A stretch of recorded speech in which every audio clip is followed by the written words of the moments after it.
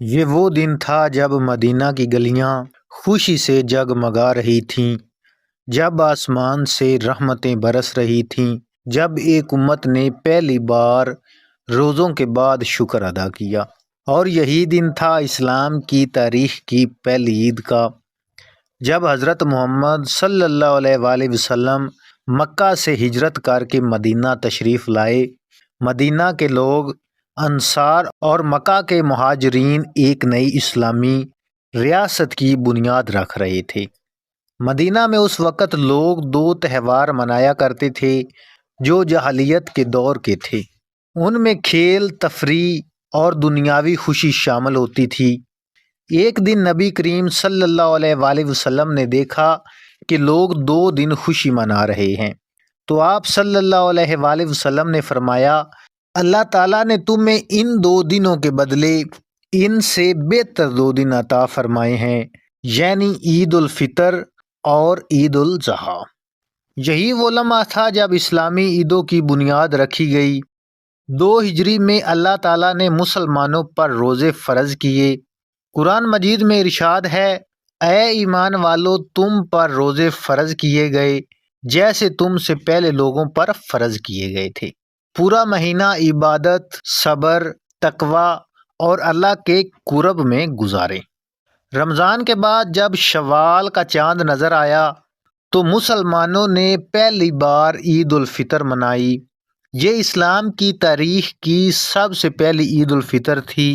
صبح کا وقت، مدینہ کی گلیاں، لوگ فجر کے بعد تیار ہو رہے ہیں، نئے کپڑے، خوشبو، چہرے پر نور۔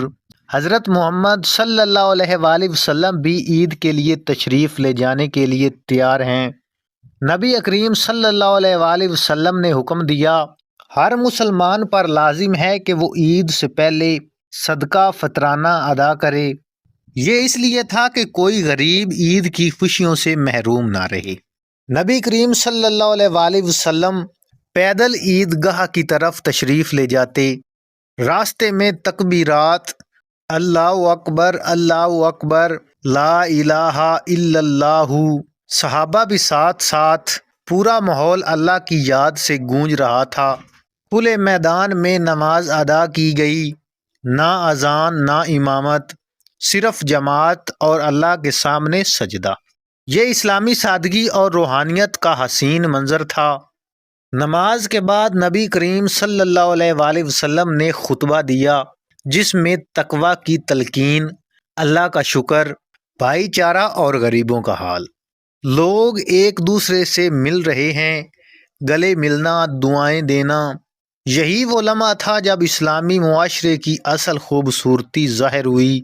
کوئی فضول خرچی نہیں، کوئی دکھاوا نہیں، صرف شکر، عبادت اور محبت۔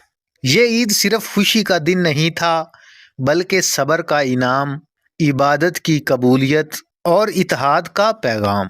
یہ وہ پہلی عید تھی جس نے امت کو ایک کر دیا، جس نے سکھایا کہ اصل خوشی اللہ کی رضا میں ہے۔ اور آج بھی ہر عید اسی پہلی عید کی یاد تازہ کرتی ہے۔